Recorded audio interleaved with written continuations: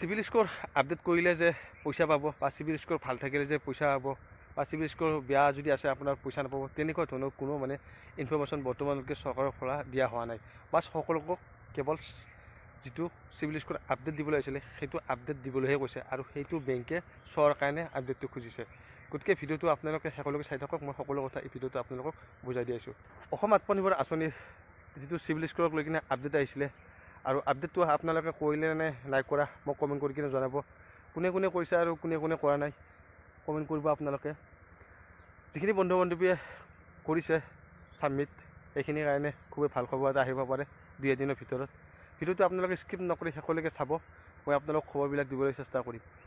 আৰু যিখিনি বন্ধু বান্ধৱী সিভিল স্কোৰ ভাল আছে পইচা পোৱা আশা 99% আছে, আৰু যিখিনি বন্ধু বান্ধৱীয়ে সিভিল স্কোৰ আপডেট নকৰিলে সেইখিনি মানে আপোনাৰ কেঞ্চেল হোৱাৰ চান্স বহুতেই আছে।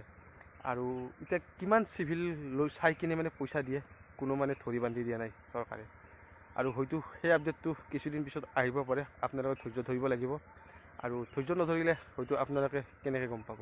গতিকে কিছুদিন আপোনালোকে ৱেইট কৰক, সেইখিনি কথাও আপোনালোকে গম পাব যে কিমান চিভিল থকা বন্ধু বান্ধৱীয়ে এই পইচাখিনি পাবলৈ সক্ষম হ'ব অসম আত্মনিৰ্ভৰ আঁচনিৰ।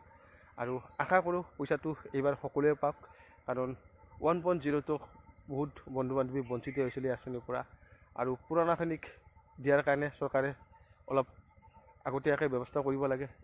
যিখিনি পুৰণা আছিলে সেইখিনি যাতে কেঞ্চেল নহয় এইবাৰ, হয়তো পালে সকলোৰে ভাল লাগিব। দুবাৰকৈ ইণ্টাৰভিউ দি কিনে যোৱা বছৰ বহুত বন্ধু বান্ধৱীয়ে নাপালে, এইবাৰ যদি পায় মনবিলাক ভাল লাগিব।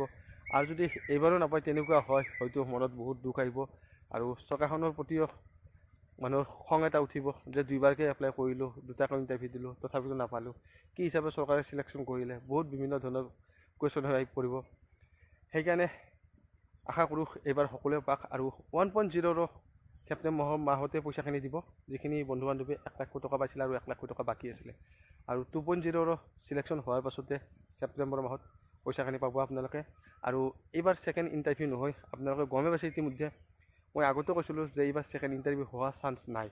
গতিকে এইবাৰ ছেকেণ্ড ইণ্টাৰভিউ নহয়, আপোনালোকৰ ইণ্টাৰভিউ এটা হৈছে, আৰু ইয়াৰ পিছত আপোনালোকৰ ট্ৰেইনিং হ'ব। ট্ৰেইনিং হোৱাৰ পাছত আপোনালোকে ডাইৰেক্ট চিলেকশ্যন যদি পায় তেতিয়াহ'লে আপোনালোকে ডাইৰেক্ট গুৱাহাটী খানাপাৰা চেকানৰ কাৰণে সাজু হৈ থাকিব।